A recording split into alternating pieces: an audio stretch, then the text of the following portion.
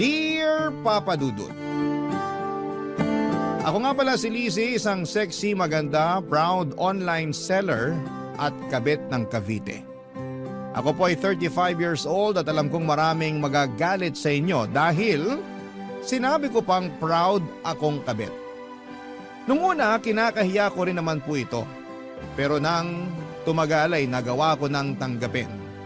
Maintindihan niyo ako kapag umabot na kayo sa dulo ng aking kwento. Sa ngayon ay gusto ko lang munang ibahagi sa inyo ang kwento namin ng kaibigan kong si Rica. Mas bata siya sa akin ng 5 taon at tulad ko ay isa rin siyang proud kabit ng Cavite. Huwag niyo rin sana siyang husgahan. Tulad ko ay meron din siyang kwentong ibabahagi sa inyo. Tuwing Martes ay palagi kaming nagkikita ni Rica sa bahay ko para mapag-usapan namin ang update sa pagiging kabit namin. Wala naman kaming ibang kakampi dahil sa pagiging kabit namin. Kaming dalawa na lang ang pwedeng magkampihan at magkaunawaan sa sitwasyon namin. Tuwing Martes ay malaya naming napag-uusapan ang lahat ng tungkol sa pagiging kabit namin. Hindi namin hinuhusgahan ang isa't isa. Andun kami para yakapin ang pagkatao namin. Andun kami para makinig at hindi manumbat kung bakit namin nagagawa mga bagay-bagay dahil sa pagmamahal. Parte ng aming Martes ang pag-inom ng gin pomelo. Lagi na yung nakahanda. Dagdang pampalakas kasi yon sa loob sa amin para umamin sa mga nagagawa namin. Hindi naman kasi ganon kadaling aminin ang lahat, Papa Dudut. Kaya kailangan namin ng tulak ng gin pomelo. Ilang taon na namin ginagawa yon, ilang taon na rin kasi kaming kabit ng kaibigan ko.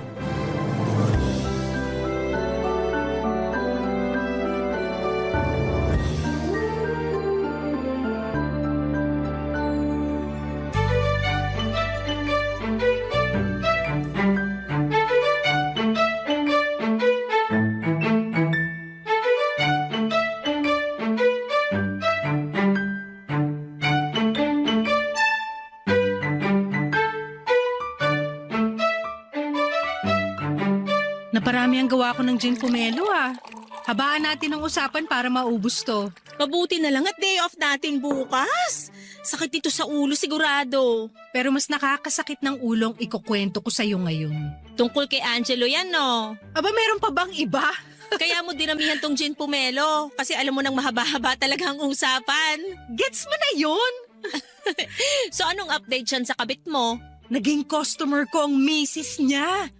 Ang daming binili mga imported chocolate sa akin. Hoy, delikado yan. Hindi kaya alam na niya? Hindi rin. Chinek ko yung Facebook activities niya Naghahanap talaga siya ng mga imported chocolates para irigalo sa mga bata sa family reunion nila. Nakakatawa. Bakit kaya hindi ka nalang ni-recommend diretso ni Angelo? Pinahirapan pa niya maghanap ng tsokolate yung misis niya online.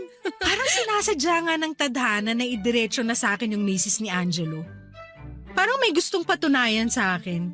Parang gusto na akong patigilin sa pagiging kabit ko. Ang tanong, titigil ka ba? Syempre hindi. Hindi naman ako nahuli. Pero alam mo na konsensya ako ng slight Teka, nasusobrahan ka na yata sa gin pomelo Tinatamahan ka na ng konsensya Loka?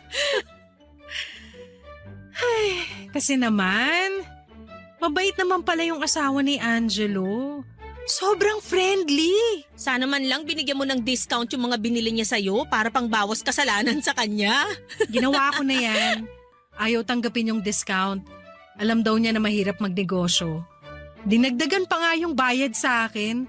Naaliw daw siya sa akin Maaliw pa kaya siya kapag nalaman niyang ikaw ang kabit ng asawa niya? Hindi niya malalaman. Binlock ko na siya sa Facebook after niya magbayad sa akin. Para ka namang scammer niyan. Nang block after magbayad ng biktima? Hindi ko naman siya ni-scam, no? Pinadala ko pa rin yung chocolates. Dinagdagan ko pa nga Pero in-scam mo pa rin yung asawa niya. Kaya ka ng block. Ang linis mo Hoy, di ko sinasabi yan Bilang kabit na katulad mo, alam kong mansyado na rin ako. Ano naman update kay Harvey mo? Ayun, tagapayo pa rin tuwing nagkakaroon sila ng problema ng misis niya. Kabit na, love advisor pa?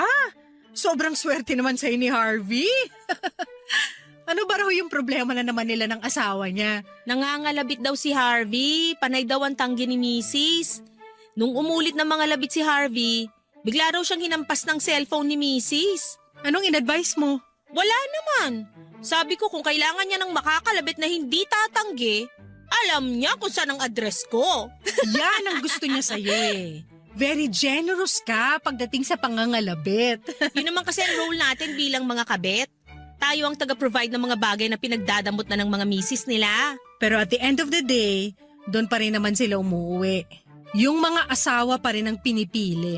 At tayo, saka lang tayo pipiliin kapag wala na silang peace of mind dun sa mga misis nila. Pero aalis din sa atin kapag nagkaayos na sila. Dapat may sweldo tayo mga kabit. Hindi kaya biro maging kabit.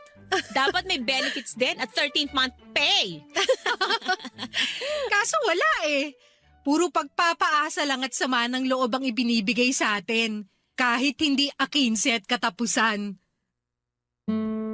Nag-cheers pa kaming muli sa iniinom naming gin pomelo. Pagtapos lang yon ng usapan namin at pagdadrama. Kapag umabot na kasi kami sa punto na naaawa na kami sa mga sarili namin bilang mga kabetay, saka namin yon ititigil sa pamamagitan ng pag-cheers. Pagkatapos noon ay may pag-uusapan na naman kaming iba. At kapag nararamdaman namin kulang pa at kailangan naming ituloy ang usapan tungkol sa mga kabit namin, saka kami magsasaling muli ng gin pomelo. At saka isa sa amin ang magbubukas ng topic sa mga kabit namin.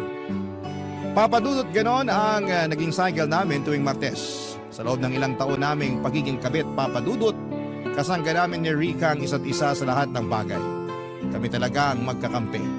Kami lang ang nagkakaintindihan.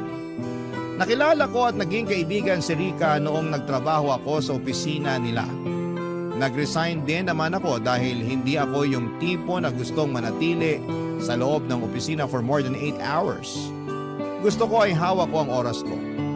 Gusto ko ako ang boss ko. Kaya nag-resign ako at nagnegosyo na lamang. Maayos naman ang mga naging negosyo ko mula sa pagbebenta ng chocolates, beddings, mga class A na sapatos at bag. Isa rin akong agent para sa mga travel tours. Sideline ko rin ang pagbebenta ng insurance. Kontento naman ako sa tinatakbo ng career ko at nagpaka-busy ako sa mga trabaho ko para maiwasang isipin na isa lamang akong kabit.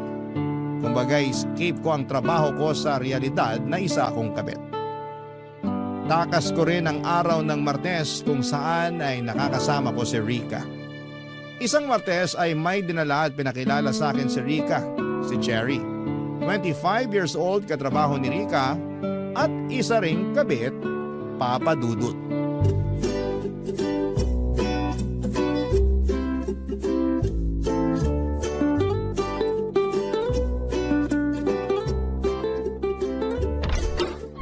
Lizzie! Oh! Ano? Ready na ba yung gin pomelo natin?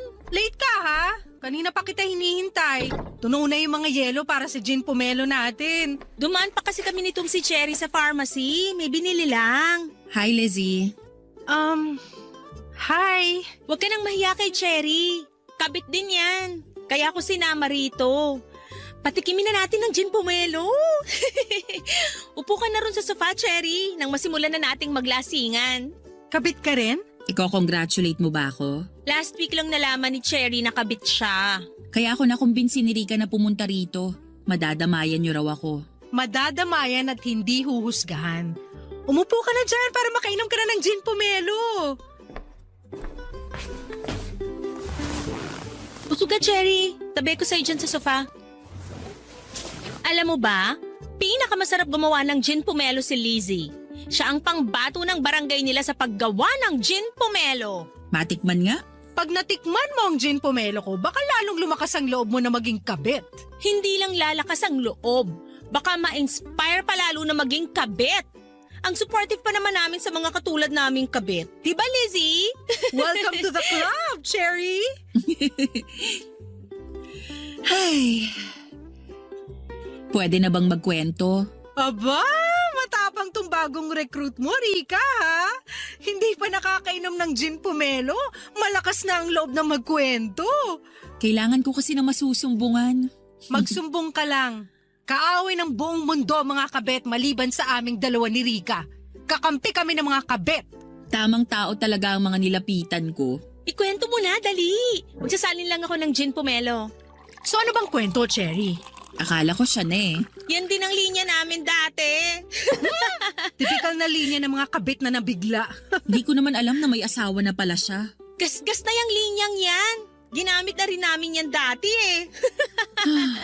Akala ko naman hindi niyo ako i-judge. Uy, hindi ka namin ginajudge ha. Nakaka-relate lang kami sa'yo. Kasi kung ano man ang sinasabi mo ngayon, nasabi na namin yan noon. So hindi na pala ako special, ganon? Hindi naman tayo magiging special kahit kailan. Pwede bang malaman ko anong pangalan ng kabit mo, Cherry? Saka ko nasasabihin, blind item muna siya ngayon. Nakilala ko siya sa isang group sa Facebook. Nag-offer ng tulong sa akin hanggang sa ma-fall ako sa kanya. Facebook? Hindi mo man lang in-stalk bago ka kinilig sa kanya? Inistalk ko. Wala naman ako nakita. Walang nakita? O may ayaw ka lang makita? Nasa na ba yung gin pomelo na binibida nyo? Kanina pa natutuyo yung lalamunan ko. Hindi nyo naman ako sinasalinan. Oh, shot na! Nagets na namin si Cherry kung iniba na kaagad niya ang usapan papunta sa gin pomelo. Ganon din naman kami ni Rika. Kapag mabigat na ang nakakatakot na ang susunod naming sasabihin, si gin pomelo na doon na kami babanat. Hinayaan lang namin si Cherry papadudot at hindi na muna kami nagpakwento sa kanya. Pero para gumaan ang pakiramdam niya at hindi niya lalong sisihin ang sarili niya, nagkwento na lamang kami ng ibang experiences namin sa mga unang buwan na naging kabit kami. Magagaan lang na kwento para mapatawa namin siya kahit papaano. Natapos na nga ang mga kwento namin ni Rika. Pero hindi na tinuloy ni Cherry ang sa kanya. Nagsabi na lamang siya na babawi na lamang sa susunod na Martes. Doon na nga siya naging desidido na mapasama sa grupo namin ni Rika. Nagkwento na lamang si Cherry tungkol sa kinalakhan niyang pamilya. Napapaligiran pala siya ng mga kabit. Naging kabit din ang kanyang nanay, kabit din ang kanyang kapatid. Doon na namin siya naintindihan. Dahil maski kami, lumaki rin kami sa pamilyang hindi ikinakaila ang pagiging kabit. Siguro yun na ang naging normal para sa amin, kaya nadala namin yun hanggang sa pagtanda. Hindi namin nakitaan yun ng mali dahil doon kami nasanay.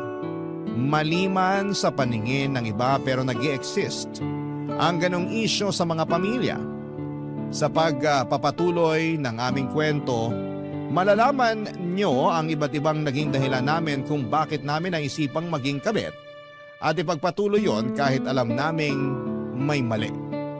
At sana sa paglalahad namin maunawaan nyo kami at hindi husgahan. Tara, gin pomelo pa. Barangay Love Stories. Barangay Love Stories.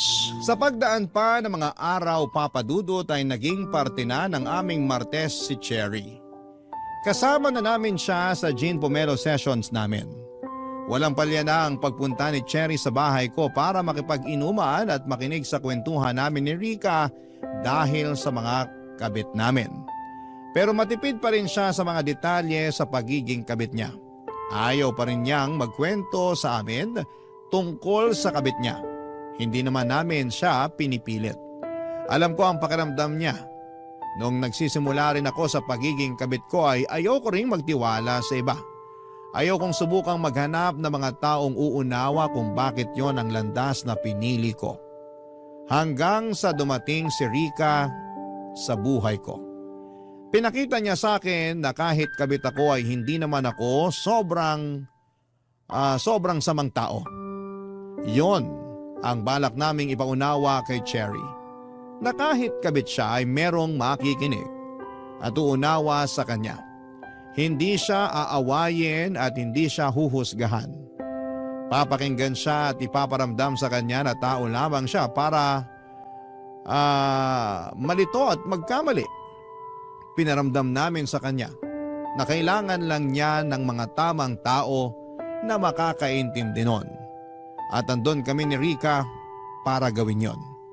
Siguro may ilang Martes din ang lumipas bago tuluyang nagtiwala sa amin si Cherry at nagulat nga kami noong bigla na lamang nag-reveal si Cherry sa kwento ng pagiging kabit niya. Hindi namin alam kung napasobra sa gin pomelo o napasobra lang ang lungkot ng kanyang puso.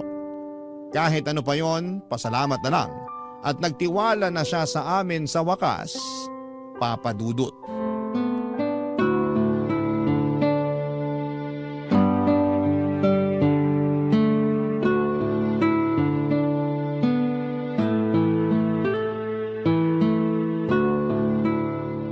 Kanina tumawag sa akin si Angelo. Hindi ko sinagot. Wow! Pahabol ng ate mo? Ikaw na ba ang legal wife? Uy, kahit kabit ako, dapat rin akong hinahabol, no? Baka hinahabol ng panghuhusga. Lizzie, lumalaban na sa asaran tong si Cherry, oh. Oo nga eh. Akala mo hindi kabit? Sino bang kakampi mo ha, Cherry? Kami mga kabit o yung mga legal? Eh di syempre kayo. I mean, tayo. Kabit din pala ako. Sorry, ang bilis kong makalimot. Nasobrahan na naman yata ako sa gin pomelo. Sairin mo na kaya tong natitirang gin pomelo sa pitchel. Baka sakaling maitula ka na nito para magkwento. Huwag mong pilitin, Rica, kung hindi pa kaya. Ako na lang ang uubos ng natitirang gin pomelo. Marami pa akong ikukwento tungkol kay Angelo. Sige Rika, ibigay mo na lang kay Lizzie yung natitira. Di ko na kailangan yan para magkwento. Magkukwento ka na? Sa wakas! Anong pulutan ang gusto mo? Libre ko! Umaapaw na rin kasi itong nararamdaman ko. Parang makakaginhawa kapag nagkwento ko. Yan naman kasi yung sinasabi namin sa'yo dati pa. Ready na? Brian ang pangalan niya. At tama kayo nung sinabi niyo sa akin na hindi ko ginalingan ang pang-i-stalk sa kanya kung single ba o kung may asawa na siya. Sinadya ko yon kasi gusto ko na siya eh. Kaya bulag-bulagan ka, ganon. Kahit alam mo may posibilidad na may asawa na siya, hindi mo pa rin inalam. Pag naunahan ka na kasi ng kilig, tanga-tangahan ka na lang din talaga. Relate much. So kailan sinampal sa'yo ng tadhana na may asawa na pala yung Brian? Nung nagsimba ako at nakasabay ko sila sa misa. Buti ka pa nakakapasok ka sa simbahan. Kami ekis na. Parang ang dumi na kasi namin para pumasok doon. Pero eme lang. Huwag kang mag-alala. Huminto na rin ako nung nakasabay ko sila nun. Paano ba ang eksena? Katabi ko ang asawa niya sa simbahan. Hindi ko alam na siya na pala yun. Maganda ba? Parang santo yung muka. Walang-wala ako. Maganda ka rin naman ah. Pero hindi kasing ganda niya. Kaya ako nagtataka kung bakit nagawa pa ni Brian na lokohin yung asawa niya. Minsan kasi wala na lang sa itsura. Nasa performance na. Ang ibig kong sabihin, nasa galing na lang nating mga kabit kung paano alagaan ng pride o ego ng mga kinakabit nating lalaki. Yun naman ang gusto nila. Yung mararamdaman nilang lalaking-lalaki sila. Yung hindi laging pinupuna yung mali nila. Yung halos sambahin na sila, yun ang kailangan nila. Correct. Mukhang masustansya tong pomelo na hinalo mo sa gin, Lizzie, ah. Ang brainy na ng mga sagot mo. So paano na dumating sa eksena si Brian? Late dumating si Brian. Nagsimula na yung misa nung dumating siya tapos tumabi sa asawa niya. Doon kami nagkatinginan. Para siyang nakakita ng multo nung nakita niya akong katabi ng asawa niya. Anong reaksyon mo? Ganun din pero mas nonchalant lang ng konti kesa kay Brian. Ay, hindi ko makakalimutan nung nagsabi na kami ng peace be with you sa isa't isa. Halos hindi ko matignan ang asawa ni Brian.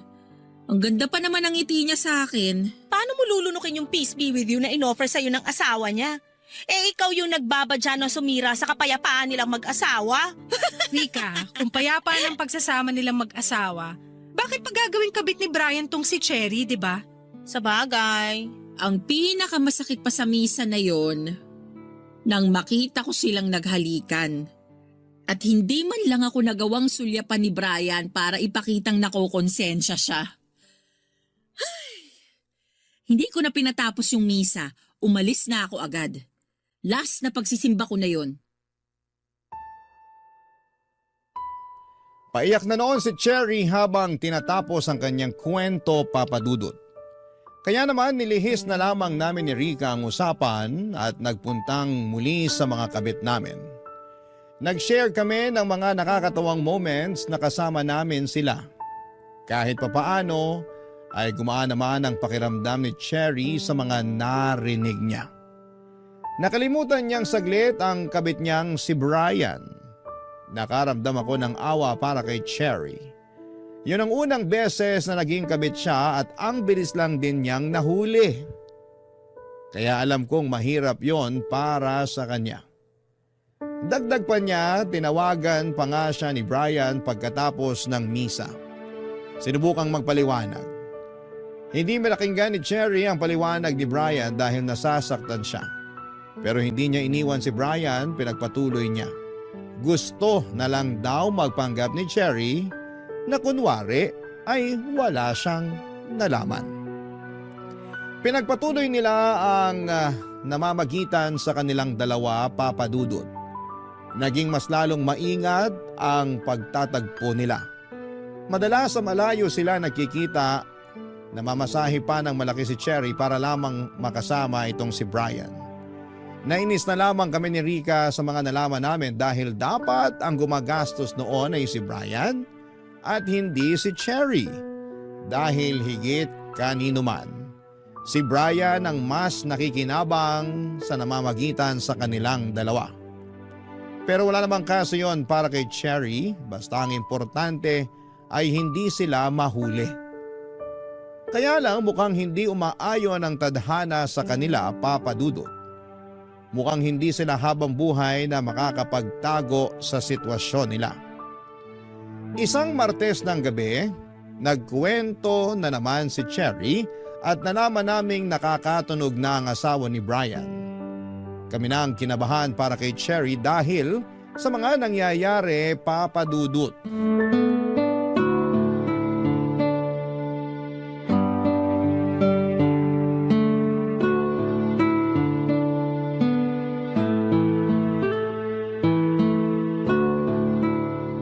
Mugto ang mga mata, Cherry Mukhang nagkatampuhan kayo ng Prince Charming mo Shut na!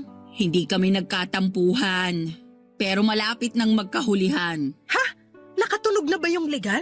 Oo, Paano? Chika mo naman. kagabi ko pa to pinoproblema. Hindi ko alam ang gagawin ko. Mag-share ka sa amin para matulungan ka namin. Expert na kami sa pagiging kabit. Kung ano man na nangyari sa'yo, malamang na-experience na namin yan noon. Aksidenteng nag-like ng lumang post ko ang asawa ni Brian. Hindi nakalock yung Facebook mo? Hindi.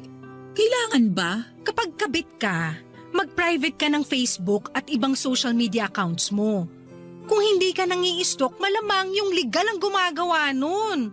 Huwag kang kampante. Pero kasi hindi ko pwedeng i-private ang Facebook ko. Kumikita rin ako sa pagpo-post ng reels Okay lang sa'yo na mahuli ka ng legal wife kaysa bitawan mo yung pagpo-post ng Facebook Reels? Tama kami ni Rica, Cherry. Maging maingat ka. Marami ang nauhuli dahil sa Facebook. Nagpo-post ka ba kung nasaan ka tuwing magkikita kay ni Brian? Kapag maganda lang yung lugar na pupuntahan namin, para nga may kita ako sa Facebook Reels. Mali ka ron. Yun! Marami ka pa talagang kailangan matutunan sa pagiging kabit. O anong gagawin ko? Una, pumayag ka nang i-private ang Facebook mo. May option para i-lock mo yung account mo. Yun lang ang pwede maging option mo ngayon. Yan ang option para sa ating mga ginagawa lang na option. Char! Sorry, nagawa ko pa talaga magbiro. Kabado ka na kasi, Cherry. Sino ba naman kasing hindi kakabahan? Ayoko magkabukingan. Maglaylo muna kayo ni Brian. Huwag muna kayo magkita. Pero sa malayo naman kami magkikita. Hindi kami mahahanap ng asawa niya. Kahit sa buwan nyo pabalak magkita, kapag ang legal nagduda, mahahanap pa rin niya kayo panigurado. Huwag nang matigas ang ulo, Cherry. Gets namin na hindi mo kayang kumawala kay Brian. Pero pag nagkahulihan, ikaw ang pinakadehado rito. Bakit ako? Dapat nga si Brian ang pinakamalintikan dito. Siya tong nanloloko ng asawa niya. Pero hindi yun nakikita ng mga tao. Para sa kanila, lalo na sa mga kapwa natin babae, tayong mga kabit ang pinakamali. Sa sobrang galit nila sa atin, wala na sila halos maiwang galit dun sa lalaking naglolo ko. Maaabswelto pa bigla. Ang masakit dyan, papatawarin pa yung lalaki ng legal wife. Tapos tayong mga kabit, habang buhay niyang isusumpa. Parehas lang kami ni Brian na mali. Pero ikaw lang ang iiwan sa ere sa pagkakamaling yun. Kung magkahulihan man, pwede pang patawarin ng asawa niya si Brian. Pero ikaw, wala na. At habang buhay ka ng mansyado sa pagiging kabit mo. Kahit anong gawin mong pagbabago, kabit ka pa rin. Kabit pa rin ang tingin ng lahat sa'yo. Hindi para sa mahinang sikmura ang pagiging kabit, Cherry. Kaya dapat asahan mo nang wala kang magiging kakampi. Maliban sa amin. Kaya makinig ka sa mga payo namin dahil kami lang ang makakatulong sa'yo. Kami lang ang kakampi mo. Tahimik na ninamnam ni Cherry ang huling sinabi ko, Papa Dudut. Alam niyang mapait at mahirap na lunukin ang mga bagay na yon, pero kailangan. Natahimik na kaming tatlo pagkatapos noon. Wala ni isa sa amin ang nagsasalita. Nilantakan na lang namin, Papa Dudut, ang pulutan at sinaid na ang gin pomelo sa pitsil. Maya-maya pa'y narinig naming tumatawag si Brian sa cellphone ni Cherry. Pero hindi yon sinagot ni Cherry at natuwa kami ng palihim na nakita namin si Rica. At least natuto na kahit papaano si Cherry. Hanggang sa biglang nagsalita si Cherry at sinabi niyang hindi muna siya magpapakita kay Brian. At pagkatapos noon ay nagpatulong siya sa amin kung paano ipaprivate ang kanyang Facebook account at ibang mga social media accounts. Gusto niyang i-block ang asawa ni Brian pero inutos naming wag niyang gawin yon dahil mas lalo lang makakatunog ang legal wife niya. Papadudot bigla ko naalala ang unang beses na naging kabit ako. Wala na akong kaalam-alam noon, magaling magtago ang naging kabit ko. Gumamit pa nga siya ng ibang pangalan para hindi ko siya mahuli. Pinangakuan ako ng kasal kaya masyado akong nabulag at hindi ko nakita na paraan lamang pala niya yon para hindi ako maghinala sa kanya. Hanggang isang araw ay nakita ko silang mag-asawa nagyayakapan. Nakita rin niya ako pero hindi niya ako pinansin. Hindi na siya nagparamdam pa sa akin pagkatapos noon. Lalo na noong humingi pa ako ng eksplanasyon sa kung bakit niya nagawa yon sa akin. Blinak na niya ako sa lahat ng social media accounts niya at masyado niya akong ginalit. Papadudot yon ang naging dahilan ko para makaramdam ng galit sa lahat ng mga lalaki. Nagtuloy-tuloy pa rin ako sa pagiging kabit. Hindi ko alam kung bakit ko nararamdaman na ma-attract sa ganong klase ng buhay. Bakit nga ba ako nakakatsyempo at nagkakagusto lagi sa mga lalaking nakatali na? Papadudot. Barangay Love Stories. Barangay Love Stories. Makalipas ang ilang araw at linggo ay hindi na muling nagkwento pa si Cherry sa amin tungkol kay Brian. Pakiramdam namin ay tuluyan na niyang iniwasan si Brian. Kami na lang ni Rica ang nagkukwento sa mga nangyayari sa amin ng mga kabit namin. Nakikinig na lamang si Cherry, Papadudot, at minsan ay naghahalo siya ng i-advise sa amin. Tama naman ang mga payo niya at mukhang natuto na siya sa mga nangyari sa kanila ni Brian. Mukhang siya pa nga itong naunang magbagong buhay kesa sa amin ni Rica. Pakiramdam namin ay graduate na siya sa pagiging number 2. Sana all na lang talaga ang nasabi namin ni Rica. Pero masaya naman kami para sa bunso naming recruit. At least, hindi siya nalubog sa pagiging kabit tulad namin ni Rica na ilang taon nang umaasang kami ang pipiliin ng mga kinakabit namin. Pero wala namang nangyayaring ganon. Ilusyon lang namin yon. Papadudot nagbalik sa normal ang lahat, payapa nang muli ang lahat.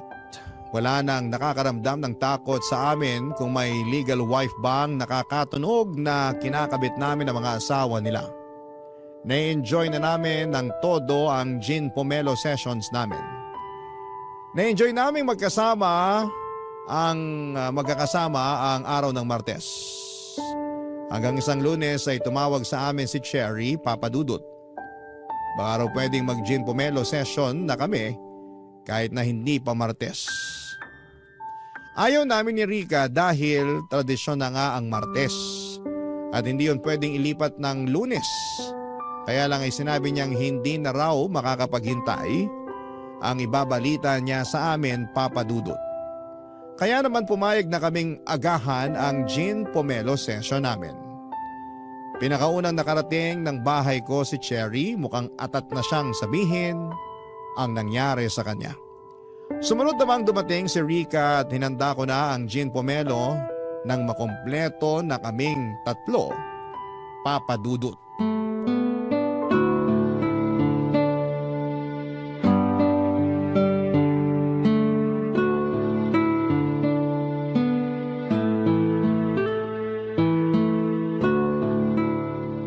Ano bang ibabalita mo, Cherry? At hindi mo na mahintay na magmartes? Isang tulog na lang, oh. Gandahan mo yung ibabalita mo, ha? In-adjust namin yung gin pomelo session para sa'yo. Good news or bad news ba yan? Para alam ko kung dadagdagan ko ng gin yung inumin. Good news! Good news. Blooming ka eh. Ano muna ang skincare mo bago ka mag-splok ng balita mo? At kung na-order ba yan online para maihabol ko na sa mga ipapadeliver ko? Buntis ako! Ha? Hindi ko alam kung anong sasabihin. Congrats? Ano ba?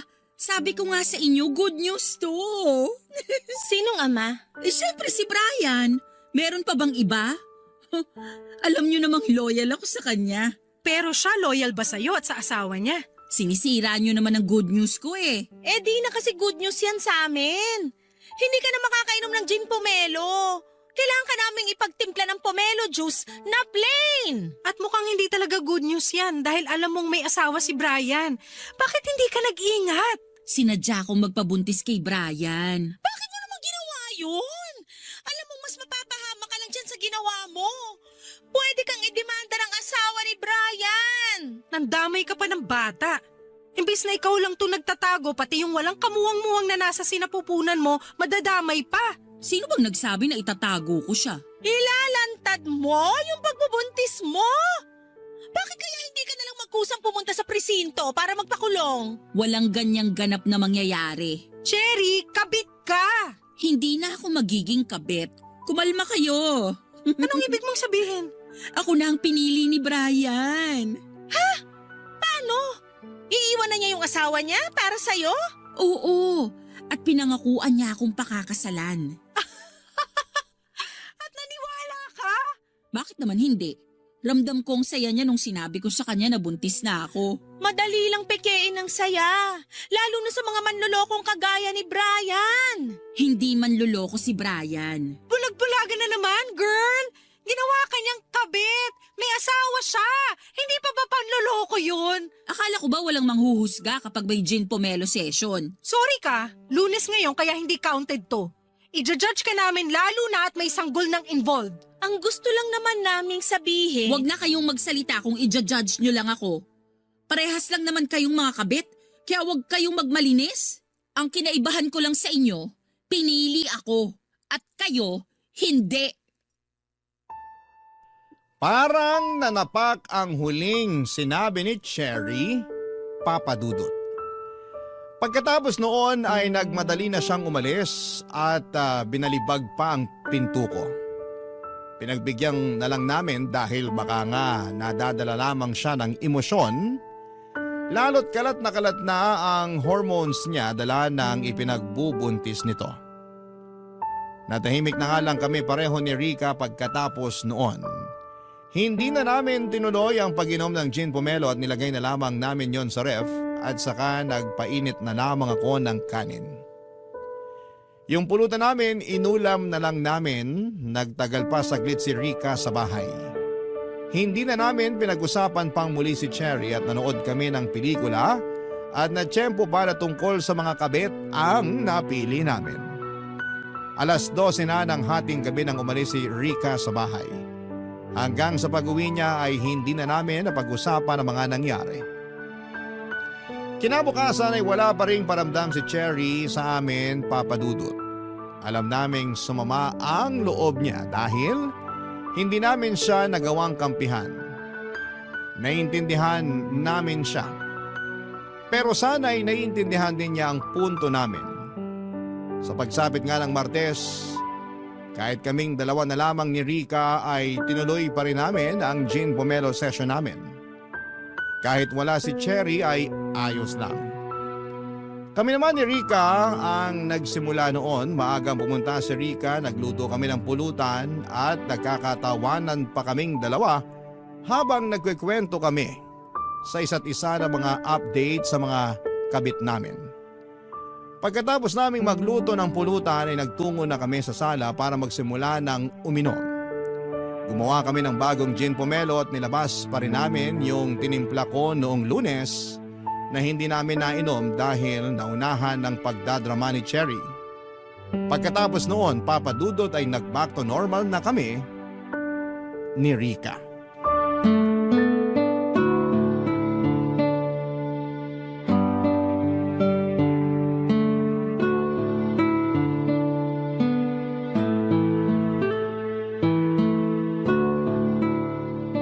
Ang dami nating uubusing gin pomelo. Hangover malala bukas. Wala tayong choice.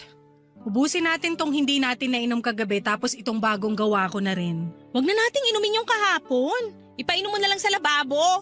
Sayang naman kasi. Alam mo namang ayoko nang nag-aaksaya ng grasya. O sige, salinan mo na ako para maubos na. May bisita ka ba, Rica? Bakit may kumakatok? Bahay mo to. Bakit ako tinatanong mo? Teka't pagbubuksan ko.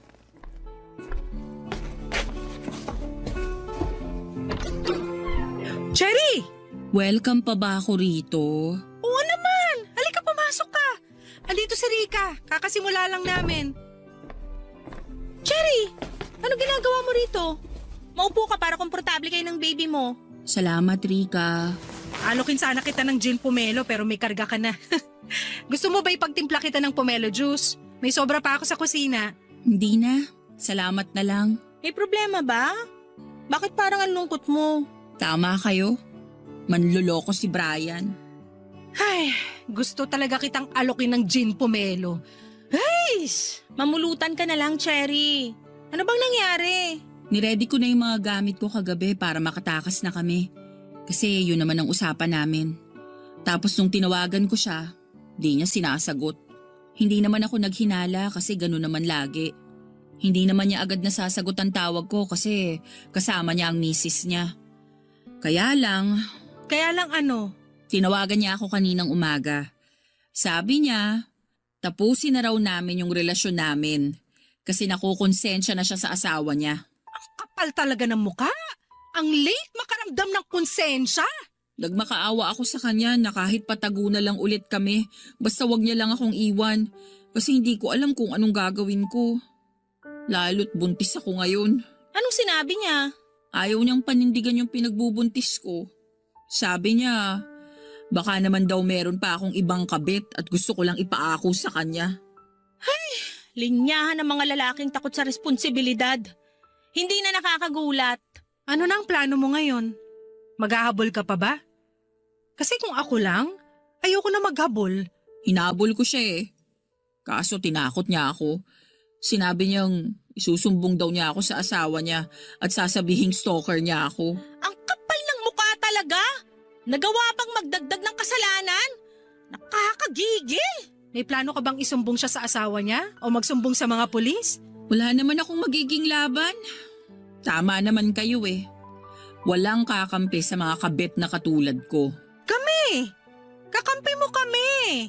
Kung ano man ang mapagdesisyonan mo, susuportahan at tutulungan ka namin. Sasamahan ka namin magsumbong sa asawa niya kung makakatulong yun para sa inyong mag-ina. Bahala na, hindi ka namin papabayaan. Salamat pero ayoko na. Hindi ko na lang sila lalapitan. Kawawa lang kami ng magiging anak ko kung masasangkot pa ako sa gulo. Kaya ko naman to. Kaya mo talaga. At tutulungan ka namin. Hindi mo kailangan ng lalaking walang kayang gawin kundi magloko. May karma rin sa kanya lalo't tinalikuran niyang pagiging ama niya. Magtitirik ako ng kandila bukas para mapaaga ang karma niyang lalaking yan. Lizzie, Rika, Ano yon? Anong kailangan mo? pwede niyo ba akong ikuha ng mangga at alamang? Natatakam kasi ako eh. Kami pa magbabalat para sa'yo. Niyakap namin si Cherry, Papa Dudut. At doon na nga siya napaiyak. Kahit kami ay nadamay na rin. Oo, at mali naman talaga ang maging isang kabit. Pero sa mga pagkakataong yon ay kami na lang ang nagkakaintindihan. Pwede nila kaming husgahan. Sanay na po kami. Pero hindi namin huhusgahan ang isa't isa. Hinayaan muna namin si Cherry na ilabas lahat ng sama ng loob niya. Pagkatapos noon ay naghanap na kami ng mangga para sa kanya. Kung saan-saan kami umabot para lamang makahanap ng mangga sa ganong oras. Nakahanap naman po kami. Sinabayan namin siyang kumain ng mangga at nakahinga naman kami kahit papaano ng maluwag. Ganon din si Cherry sa mga nangyari sa kanya. Lalo na noong paulit-ulit naming pinangako sa kanya na tutulong kami sa magiging anak niya. Pinag-usapan na nga namin kung ano ang magiging pangalan ng magiging anak niya. Sa ngayon, Papa Dudut, sinisikap naming damayan si Cherry sa pagbubuntis niya. At dahil nga sa nangyari kay Cherry ay pinili naming tapusin na rin ang pagiging mga kabit namin. Mahirap man pero ginawa po namin. Nakasanayan na naming maging number 2 pero gagawa kami ng paraan para makahanap kami ng lalaking gagawin kaming number 1. Hindi na kami papayag na itago na lamang. Hindi na kami papayag na pipiliin lang kapag may problema sila ng asawa nila. Kung wala mang pumili sa amin dahil sa aming nakaraan, hindi kami mag-aatubiling piliin ang aming mga sarili dahil yun naman ang dapat. Hanggat magkakasama kaming tatlo, hanggat May Martes at Jean Pomelo, makakayanan namin ang lahat. Maraming salamat po sa pagbasa ng aming kwento at sana'y may napulot po kayong aral at makatulong din kami para sa mga katulad namin. Muli maraming salamat po. Ako po ang inyong kapuso at kabarangay forever, Lizzie. Dear Papa Dudut, ako nga pala si Kim, 30 anyos at gusto ko lang ibahagi sa inyo ang kwento namin ng mga magulang ko. Parehong 60 years old na ang mga magulang ko, Papa Dudut. Ako lang ang naging anak nila, 40 years silang kasal at para sa iba yun na ang definisyon ng forever at panghabang buhay. Sa ganong edad nila at estado sa relasyon, alangan namang isipin pa nilang magkahiwalay at humanap ng iba. Pero nagkamali ako, Papa Dudut. Posible pala yun. Isang araw ay may nahuli ako.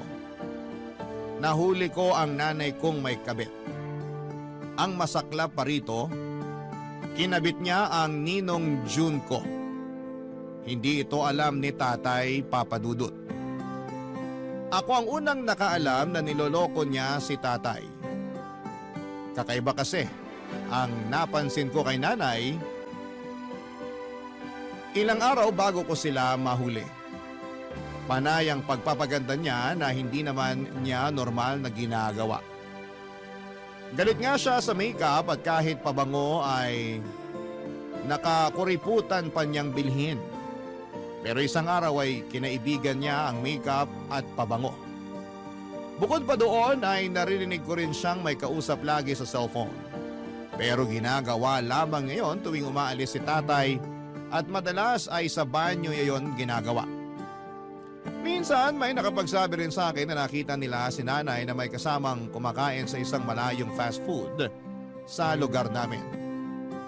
Hindi ako naniwala noong una pero noong minsang napatambay ako sa fast food na yon, doon ko nakumpirmang kabit nga niya si Ninong June. Nakita ko silang naglalambingan at panay ang tingin sa paligid sa takot na baka may makahuli sa kanila, Papa Dudut. Mabuti na lamang at magaling ako magtago. Hindi nila ako nakita at galit na galit ako noon habang naglalandian sila. Hindi ko mapigilang makaramdam ng awa kay tatay.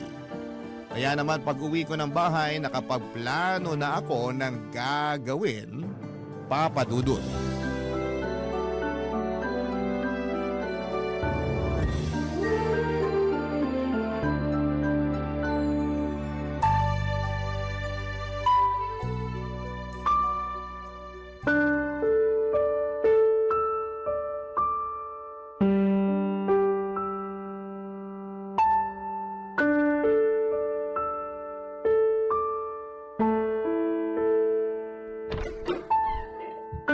Kim, nauna ka pa palang nakauwi rito sa bahay kesa sa akin.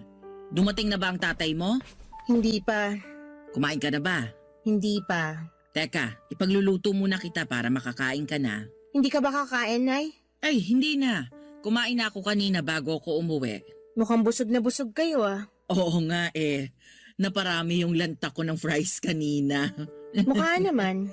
Halata pa sa tiyan nyo. At sa ngiti nyo. Ganon ba yon? Nahahalata sa ngiti ang pagkabusog? Bago yun ah. Mukha naman kasing busog kayo. Busog kayo sa paglalandi. Ano? Saan ka ba talaga totoong nabusog, Nay? Sa fries o sa landi? Ano sinasabi mo riyan? Mabuti pa tulungan mo na lang ako sa kusina para makakain ka na. Hindi talaga sumagot. Ano naman ang isasagot ko? Hindi ko nga maintindihan ang tanong mo. Hindi maintindihan o gusto mo lang takasan? Bakit hindi mo na lang ako diretsahin, Kim? Napagod ako sa pag-commute pa uwi rito. Huwag mo akong simulan. Eh mapapagod ka talagang mag-commute. Ang layo ba naman dito ng fast food na kinainan nyo ni Ninong June kanina? Anong sabi mo? Nay, kung si tatay maluloko mo, ibahin mo ko. Alam ko nang namamagitan sa inyo ni Ninong June. Hindi ko alam ang sinasabi mo. Halika na sa kusina para... Sumagot ka, Nay! Huwag mo kong sigawan! Nanay mo ko! At anak mo ako. Kaya kailangan ko ng paliwanag kung bakit nagagawa mo kaming lokohin ni tatay. Huwag mo kong kausapin ng ganyan. Wala kang karapatan. Mas lalo kang walang karapatan para sirain ang pamilyang to. Ano bang gusto mong sabihin ko? Oh, nahuli mo na ako. Ano pang kailangan? Kung sumagot ka parang natapakan mo lang ang paa ko't pwede ko lang palampasin ah. Ni walang sorry, ni walang eksplanasyon. Kahit naman ipaliwanag ko sa'yo, hindi mo pa rin maiintindihan. Talagang walang makakaintindi sa ginawa mo. Niloloko mo si tatay. Nagmahal lang ako. Dapat si tatay lang ang mahalin mo, hindi si Ninong. Hindi mo ako maiintindihan. Siguro nga hindi kita maiintindihan. Kaya mas magandang wag na lang natin tong pag-usapan. O anong gusto mong kainin? Iluluto ko. Anong gusto mo? Gusto ko na lumayas ka rito. Huwag ka nang babalik. Ano? Narinig mo ko, alam ko. Gusto kong huwag ka nang magpakita rito at kalimutan mo na kami ni tatay. Hayaan mo na kami. Hindi namin kailangan ng inang manloloko. Kailangan niyo ko ng tatay mo. Sa ginawa mo, ayaw ka na namin kailanganin. Makakaya na namin to kahit kaming dalawa lang sa mundo.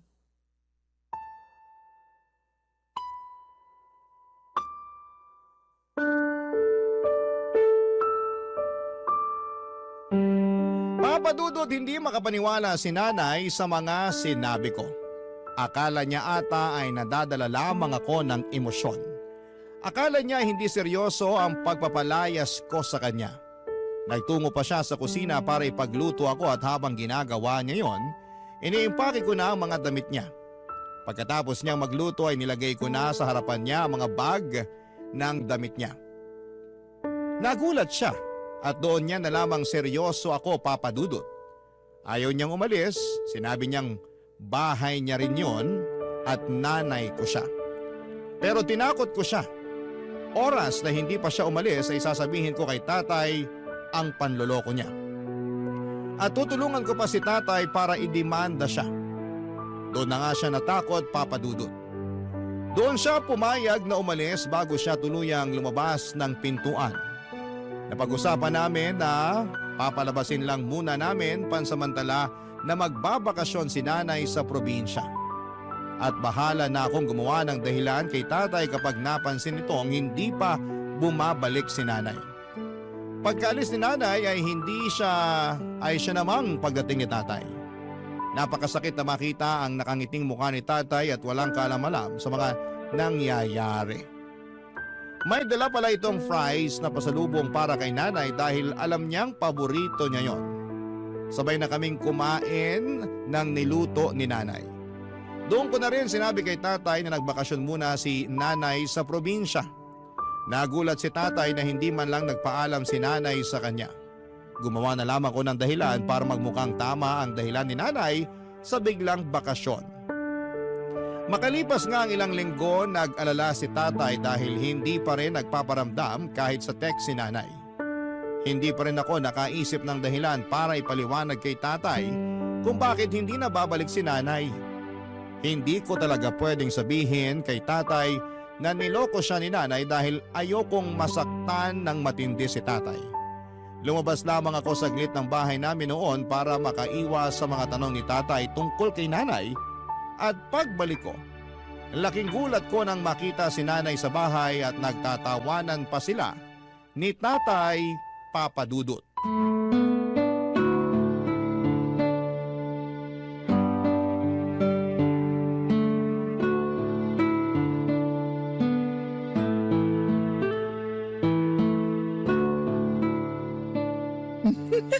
Namiss ko ang tawa mo, darling.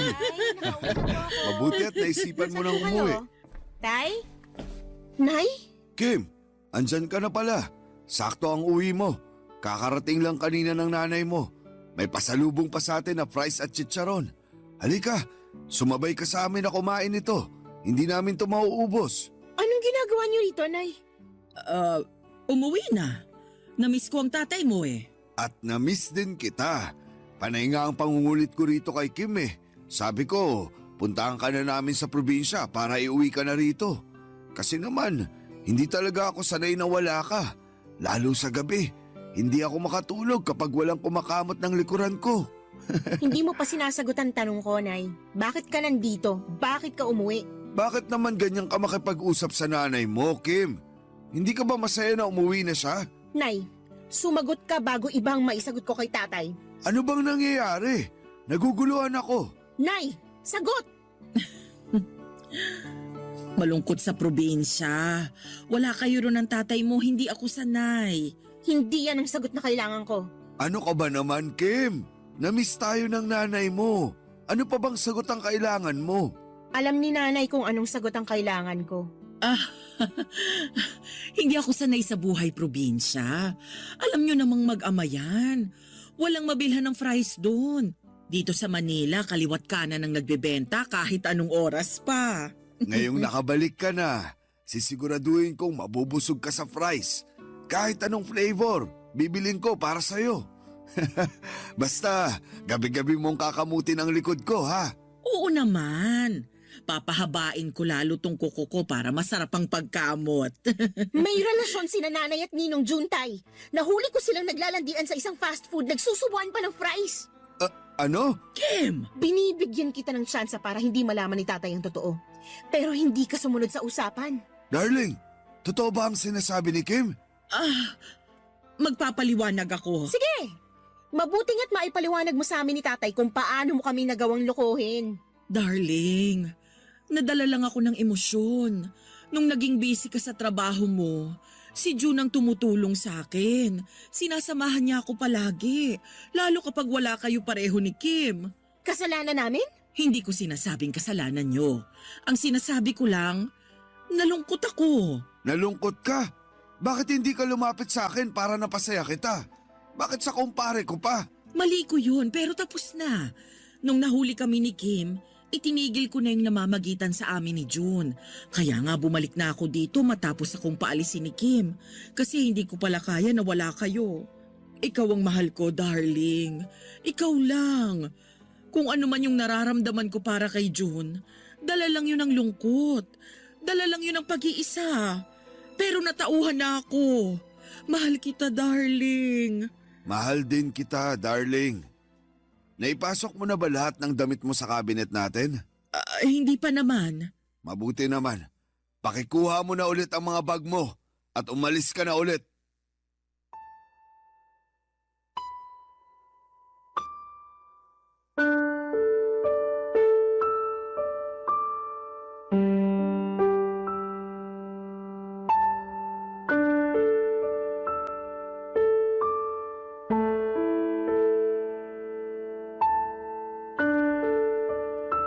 Papadudot na gulat kaming pareho ni nanay sa mga sinabi ni tatay.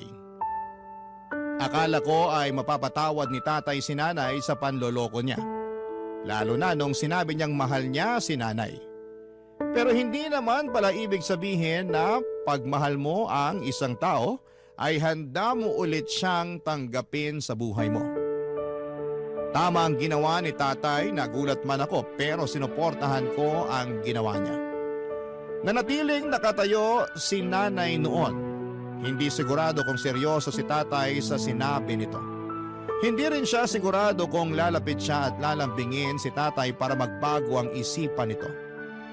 Pero mariing sinabi ni tatay na ayaw na niyang makita ang pagbumuka ni nanay sa bahay namin. Aaminin kong may kurot sa puso ko ang mga nangyaring yon.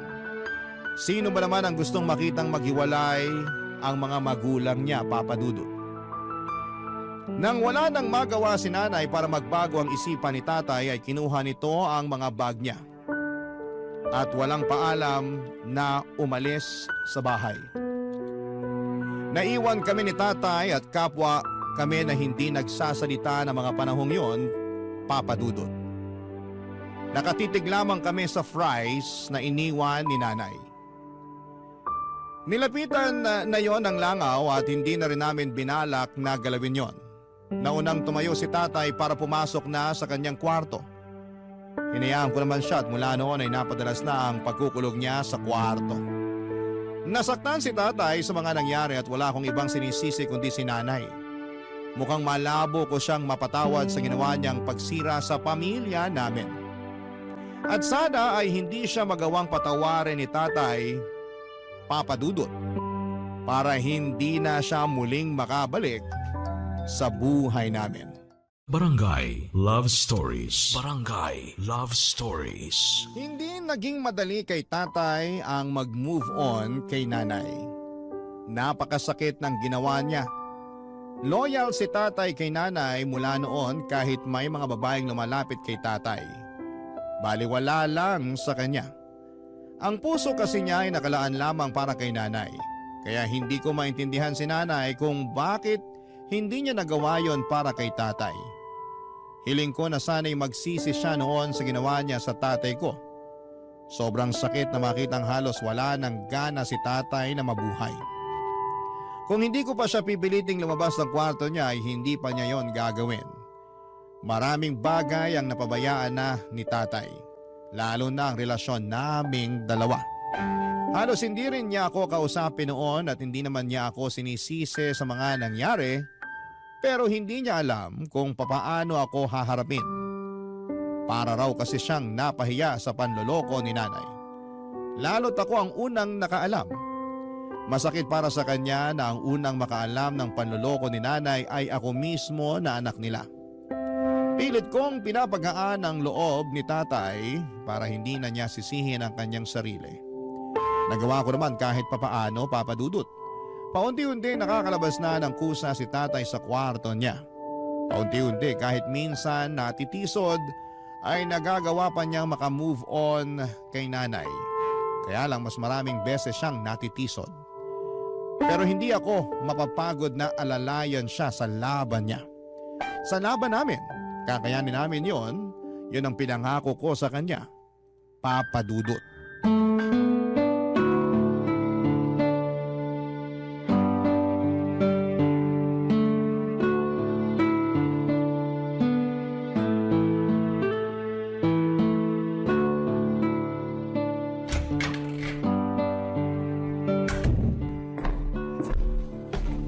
Kim, Tay, mabuti naman lumabas na kayo ng kwarto nyo. Gutom na po ba kayo? ano bang ulam? Nagluto ako ng adobo. Nilagyan ko ng maraming itlog pugo kasi paborito nyo yan, diba? Salamat anak. Ipaghahanda ko na po ba kayo? Mamayang konti. Gusto ko lang maupo muna at makaharap ka. Maupo na po kayo. Gusto nyo ba ng maiinom? Hindi na anak. Uupo lang talaga ako. Sabihin nyo lang po kung may kailangan kayo Salamat ulit anak ha. Sa lahat-lahat. Aba, parang lumabas lang yata kayo ng kwarto para mag-practice ng mala-teleserye yung pagdadrama. Hindi na rin naman magandang nakakulong sa kwarto. Parang mas malungkot pa nga ron eh. Andun halos lahat ang alaala ng nanay mo. Di ba wala naman na pong gamit si nanay doon? O may natira pa? Hayaan niyo, mamaya habang kumakain kayo liligpitin ko na para maipadala na agad sa kanya. Wala naman na ata siyang natirang gamit. Puro na lang alaala ang natira. At mas nakakalungkot yun. Ay, Tay, ayos lang po ba kayo? hindi ako ayos. Pero at least ngayon, natatanggap ko na ang sitwasyon namin ng nanay mo. Hindi ka na ba niya tinatawagan? Mula nung minura ko siya nung Sabado, hindi na siya ulit sumubok na magparamdam. Sana pala dati mo pa siya minura. Napuno na rin ako. Hindi ko na kinaya pang magpasensya. Imbis na makalimutan ko na siya at ang ginawa niya, lapit pa rin siya ng lapit. Pinapahirapan pa niya ako lalo. Lilipas din yan, Tay. Magtutulungan tayo. Sana nga bumilis na ang paglipas nito para makabalik na ako sa dati. Alam niyo kung anong magpapabilis sa pag-move on ninyo? Alak, Babae! babae at alak. Doon muna tayo sa babae. Ayoko masira ang atay niyo sa alak. Ayoko na ng babae.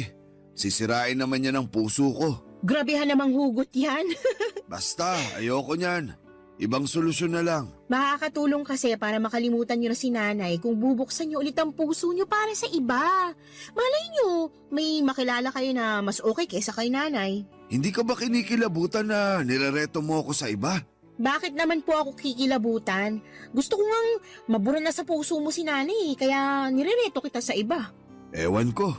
Parang hindi naman ako naghahanap. Gusto ko lang ng ibang pagkakaabalahan para mawala sa isip ko ang nanay mo. Pagkaabalahan niyo ng panliligaw.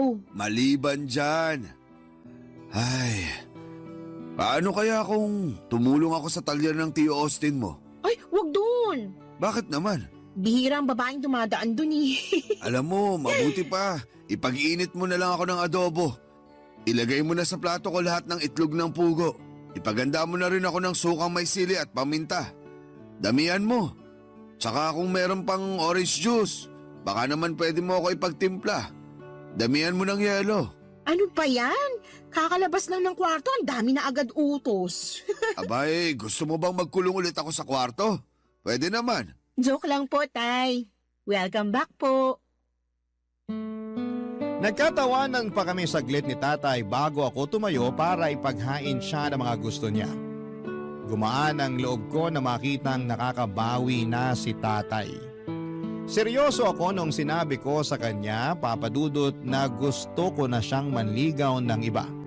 Alam kong matagal pa bago ko siya mapilit. Dahil ang lalaking sobrang nasaktan ayon sa mga nabasa ko ay matagal bago sumubok ulit. Kaya naman naiintindihan ko si tatay kung bakit ayaw pa niyang harapin ang pakikipag-date ulit. Hindi naman ganon kadaling palitan ng 40 years na relasyon. At higit sa lahat ay hindi ganon kadali na magtiwala after kang sirain ng isang taong akala mong panghabang buhay mo nang makakasama. Naiintindihan ko siya pero sana'y maisip niyang tama rin ang buksan ang mga mata at puso para sa iba. Sa pagdaan ng mga araw at linggo ay hindi na nagkukulong pa si tatay sa kwarto. Nagbalik trabaho na rin siya at tuwing day off naman niya ay nagtutungo siya sa talyer ni Tio Austin para tumulong doon at magpalipas ng oras. Yun na, Papa Dudut, ang naging routine niya. Hanggang isang araw ay tuluyan nang nakamove on si tatay. Paano ko ba nasabi? Nag-aayos na siyang muli. Ilang beses ko na siyang nahuli na pakanta-kanta pa sa harapan ng salamin. Madalas din itong nakatingin sa kanyang cellphone. Halatang may kachat. Kahit ako'y napapangiti na rin noon sa tuwing nakikita ko siyang ganon. Hindi ko muna siya kinausap tungkol sa napapansin ko. Alam kong may nagpapasaya na kay tatay. At hihintayin ko na lamang ang tamang panahon kapag komportable na siyang sabihin yon sa akin. At isang araw nangyari na yon. Malaya na niyang sinabi sa akin na malaya na ang puso niya kay nanay. May nakilala na siyang iba, Papa Dudut.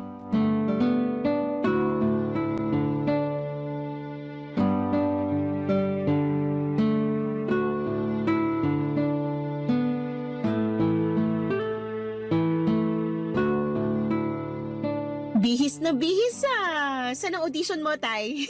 Huwag mo nang pansinin ang damit ko. Baka mausog. Paano namang mauusog ang damit mo? Kakabagin ba?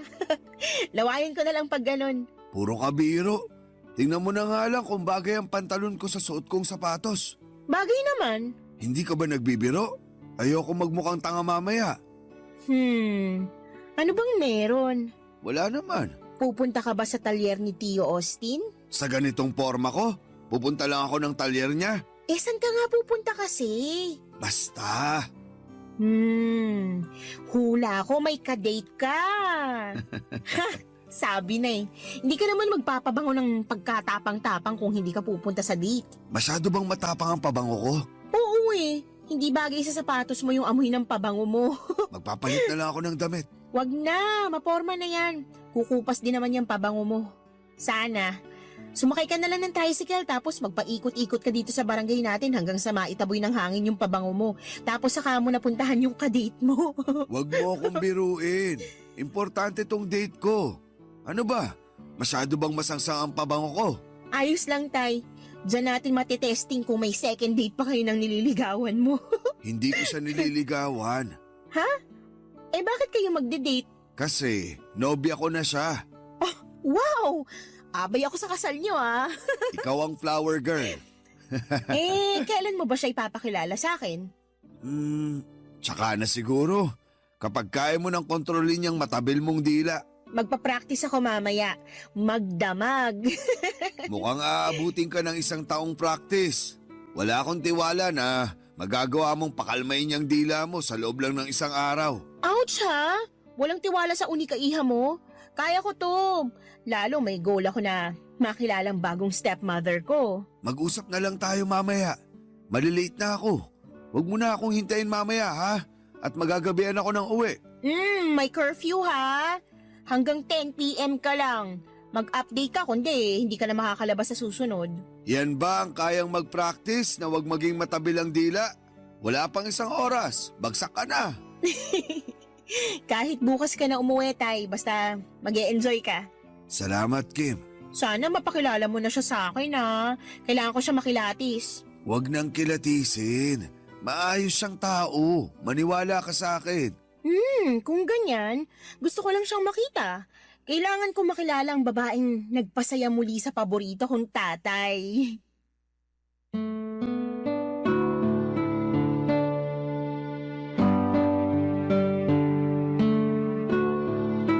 Papadudot nginitian ako ni tatay sa huling sinabi ko. Napansin kong parang naluluha pa siya pero nagawa niyang kontrolin. Sa huli ay natusan ko na rin siyang magpalit ng polo. Masyadong masangsang ang amoy ng pabango niya. Baka yun pa ang maging dahilan ng hiwalayan nila ng girlfriend niya. Hindi naman ako papayag. Hindi ko pa nga nakikilala nang makapagpalit na nga si tatay nagmadali na itong umalis. At nang makalabas siya ng bahay, agad ako nag-text sa kanya at binilinan siya tungkol sa mga babae. Baka sakaling makatulong lang para lalong ma-inlove sa kanya ang kanyang bagong karelasyon. Sinabi ko na lagi niyang purihin ang itsura ng girlfriend niya. Huwag din niyang kakaligtaang makinig sa mga kwento ng girlfriend niya kahit gaano pa yon kahaba. Dapat siya rin ang magbayad sa mga date nila. Uso na nga ang equality pero iba pa rin sa pakiramdam na kayang mag-provide ng isang lalaki. Makalipas ang ilang araw dahil sa kakakulit ko kay tatay, ipinakilala na niya sa wakas ang bagong nagpapasaya sa kanya, si Tita Len. Mas bata lang si tatay sa kanya ng 5 taon. Mahiyain at mabait si Tita Len, malayo ang ugali nito kay nanay. Maayos naman siya sa amin at nakita kong nagpapasaya talaga si Tita Len sa buhay ni tatay. Doon ko na-realize na may kirot ng kaunti na makitang hindi na kami buong pamilya. Doon lang nag-sink in sa akin na nasa panibagong yugto na kami ng mga buhay namin, papadudot. Pero higit sa kirot, mas dama ko ang saya dahil sa wakas ay nakapag-move on na kaming pareho ni tatay kay nanay at sa mga ginawa nito sa amin. Yun ang simula namin at sana'y magtuloy-tuloy na sa tulong ni Tita Len. Barangay Love Stories. Barangay Love Stories. Nagtuloy-tuloy ang pagiging masiyahin ni tatay mula nang naging sila ni Tita Len. Hindi na nga ito halos sumuuwi noon ng bahay Papa Dudut. Mas madalas na itong nag-i-stay sa bahay ni Tita Len. Sabi naman kasi ni tatay mas malapit sa trabaho niya ang bahay ni Tita Len, kaya doon siya madalas. Hindi lang kasi namin na nag-i-enjoy niyang makasama ang bago niyang GF. Hindi ko na lang kinontra. Hinayaan ko na lamang siya at umuwi lamang siya noon para maglambing sa akin para malabhan ko ang mga damit niya. Wala namang problema yon sa akin. Malit na bagay lamang yon. Gusto ko lang talagang makitang masaya siya at nangyayari na nga. Parang kailan lang ay halos hindi siya mapalabas sa kwarto. Tapos isang araw ay lagi na lamang itong nasa labas ng bahay para kitain ang GF niya. Isang araw hinintay ko ang pagbabalik ni tatay. Gusto ko siyang kausapin tungkol sa bala kong setup namin. Nami-miss ko rin kasi siya na makasama. Halos isang beses na nga lang sa isang linggo kung umuwi siya at para pa yon sa paghahatid niya ng labada. Muli ay wala akong reklamo sa mga labada niya, masaya ako para sa kanya. Kaya lang ay gusto ko silang makasamang dalawa ni Tita Len sa bahay palagi. Kaya gusto ko na ayain na niya si Tita Len na tumira sa bahay namin para naman may panahon pa ako para makilala ang GF ni tatay. Sa text ko lang kasi madalas nakakausap si Tita Len at parang nabibitin ako doon. Gusto kong makilala pa siya at para mas makilala siya, gusto ko na siyang makasama sa iisang bubong kasama si tatay Papa Dudut.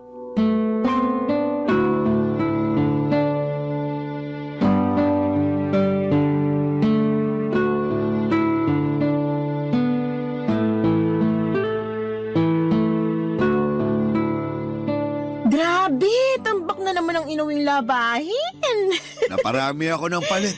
Nag-out of town kasi kami ni Tita Len mo. Eh di sana all. Magnobyo ka na rin kasi. Para hindi ka sana all ng sana all dyan. Sana all lang ako ng sana all pero sa totoo lang, wala naman talaga akong pakialam. Ayaw mo lang magkaroon ng nobyo.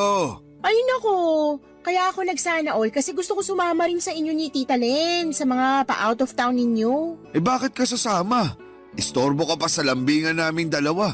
Eh kung ayaw nyo ako isama sa out of town nyo, dito na lang kayo tumira sa bahay. Ang ayos naman ng segue mo, anak. Ang tagal ko na kasing gustong sabihin sa inyo to, Tay. Kaya lang, hindi ko naman kayo matsyempohan. Lagi kayong wala dito sa bahay. Pasensya ka na talaga kung paminsan-minsan na lang ang uwi ko rito. Ang Tita Len mo kasi, gusto lagi akong kasama. At gusto ko rin sana kayong makasama. Kaya sana, kung pwede, para ayos ang lahat, magsama-sama na lang tayo dito sa bahay. Parang alanganin, anak. Oh, bakit naman alanganin, Tay? Saan mo ba gustong tumira? Sa bahay ni Tita Len? Ayaw mo na ba rito sa bahay natin? Ang ibig kong sabihin, parang alanganin pa ako na magsama kaming dalawa sa iisang bubong. Ah, bakit naman alanganin? Eh halos araw-araw na nga kayong magkasama. Hindi pa ba masasabing nagli-live-in na kayo? Ayoko lang sigurong matawag na ganun. Tsaka nagsisimula pa lang naman kaming dalawa. Normal lang naman siguro yung halos araw-araw ako ron. Pag naglaon, baka manawa rin ako at umuwi na rito palagi. Tay, 60 years old ka na, hindi na kayo mga teenager. Walang masama kung magsasama na kayo. Mas advisable pa nga eh. Ewan ko, tsaka na natin pag-usapan. Hindi ako komportable. Parang alam ko na kung bakit. Ano na naman ba ang ibibintang mo? Dahil ba kay nanay? Bakit naman naisingit mo pa ang nanay mo sa usapan? Baka lang kasi kaya ka naiilang na dalhin dito si Tita Len dahil minsan naging bahay to ni nanay. Baka. Pero Tay, isang taon na rin namang wala si nanay dito. Naitaboy na siguro natin lahat ng mga alaala niya rito, no? Wala nang bahid si nanay dito. Kaya iuwi mo na si Tita Len. May blessing kayo sa akin. Susubukan ko siyang kausapin. Pero hindi ako makakapangako. Kasi parang alanganin talaga eh. O sige, hindi ko na kayo pipilitin. Salamat anak. Pero kung pwede kayong konsensyahin. Ano na naman yan? Lagi na lang kasi ako naiiwang mag-isa rito eh. Wala na nga akong nanay, wala pa akong tatay. At natuloy na nga ang pangungonsensya. Napakagaling. Kasi naman lagi na lang ako mag-isa rito. Sa una lang pala masaya. Habang tumatagal, nakakatakot na. Hayaan mo, dadalasan ko na ang pag-uwi ko rito. At sana kasama mo na si Tita Len noon. Maaasahan ko ba yun, Tay? Hindi mo talaga ako titigilan hanggat hindi ako pumapayag, no? Hindi talaga. Ay, ayusin mo ang paglalaba mo ng damit ko. Pag-iisipan ko ang paglilibin namin ng nobya ko. Dapat pumayag ka na, ha? Kasi kung hindi, pagsasamahin ko mga puti mo sa dekolor. Bago pa man natapos ang paglalaba ko ay napilit ko na si tatay na pumayag na doon na sila tumira sa bahay.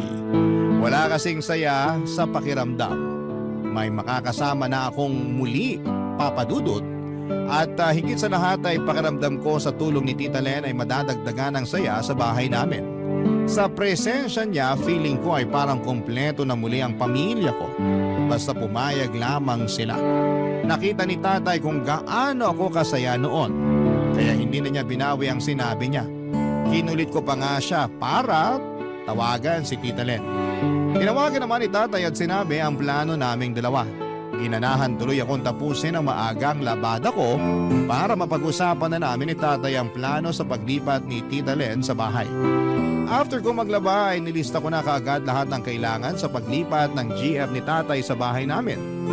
Hindi ko sinayang ang oras. Inayos ko kaagad ang bahay para hindi naman nakakahiya kay Tita Len kapag dumating siya. Umalis ulit si tatay para kausapin na raw ang nobya niyang ililive-in niya. Nagkatuksuhan pa kaming dalawa bago siya umalis. Ilang araw na hindi umuwi si tatay dahil marahil inaasikaso nila ni Tita Len ang mga gamit niya sa paglilipat. Kinuha kong pagkakataon yun para makapag-ayos na ng buong bahay.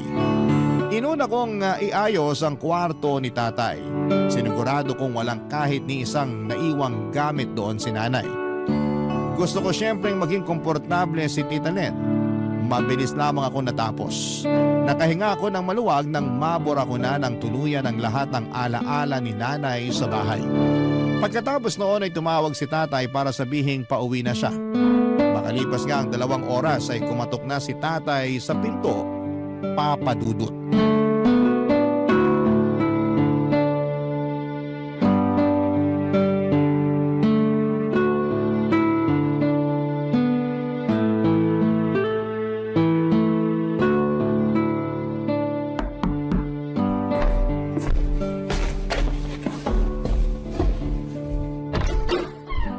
Welcome home, Tay!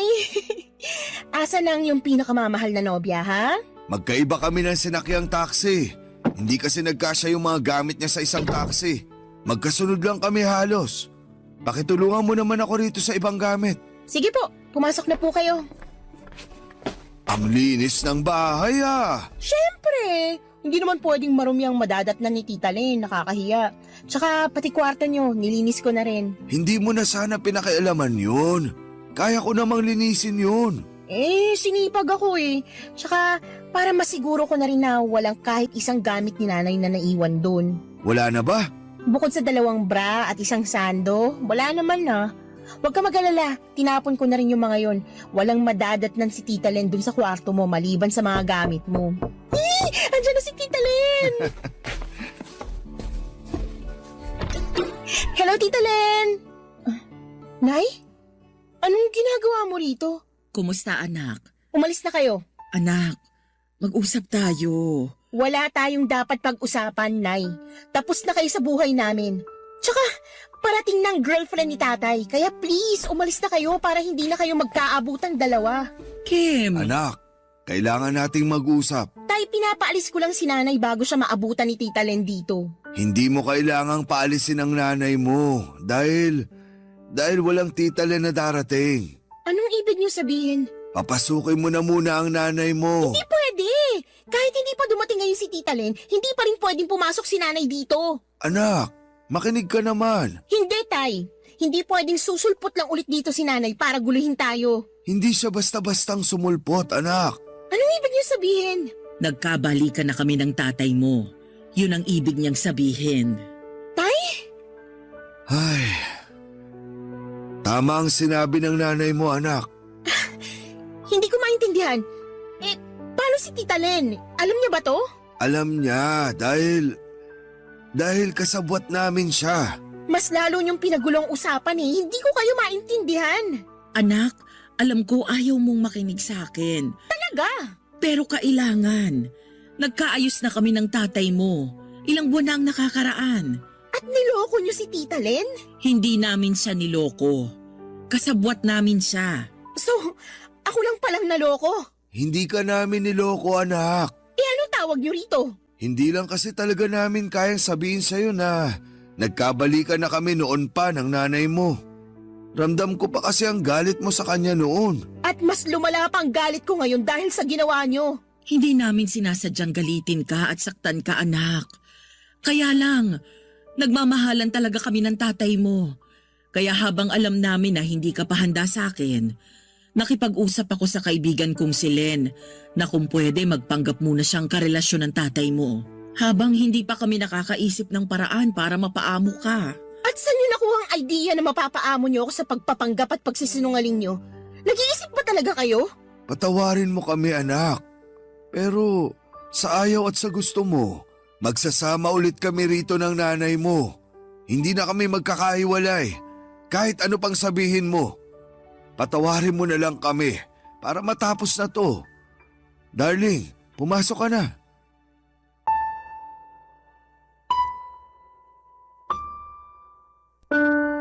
Para akong ninakawan ng lakas ng mga oras na yon, Papa Dudut.